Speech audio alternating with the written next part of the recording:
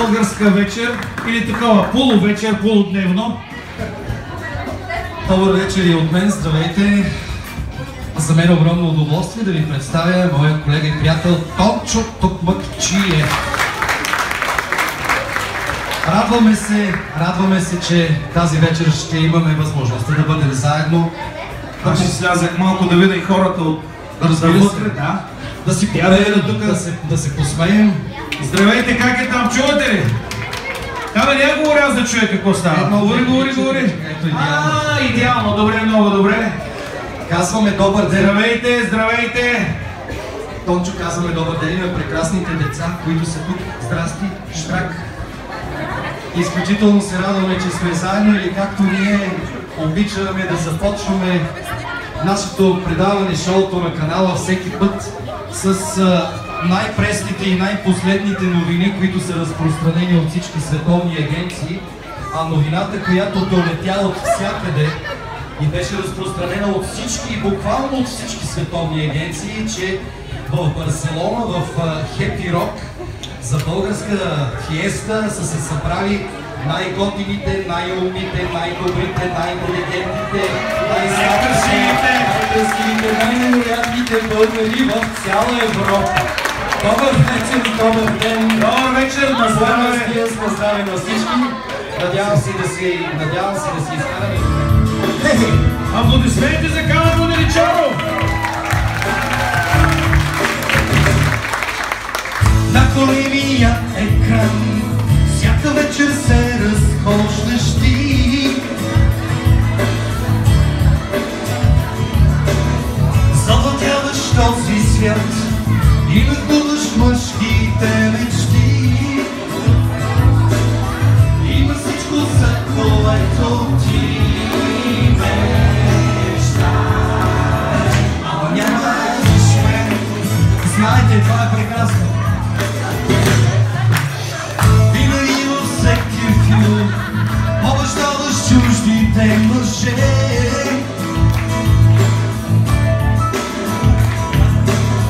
Плачат те размазват грим и брате пълсят на колене. Има всичко, за което ти мечтаеш. Точно така. Ако искаш ти, ще има сърце, коя си ти. Питам се, коя си ти, нощната жена. Ти си вечната жена. Ти си вечната жена. Ти си вечната жена. Искам да я кажа, че винаги... господа!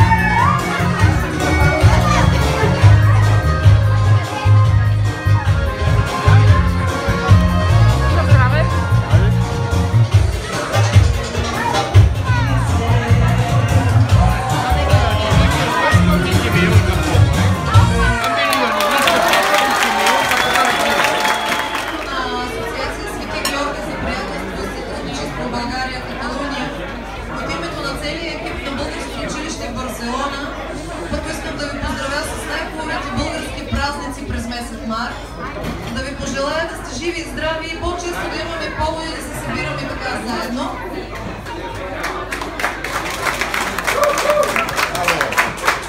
Искам да благодаря на така познатите ни и обичани актьори Тончо Токмурчиев и Камен Веничаров за това, че уважиха нашия празник, за това, че го направиха малко по-интересен, по-разнообразен и по-весел. Да им пожелая по-често да идват в Барселона. Знам, че има повод вече, внучето е сериозен повод за посещение чести. С удоволствие ще направим нашите празници още по-хубави, още по-големи. Искам да благодаря лично на господин Ян Пенев за това,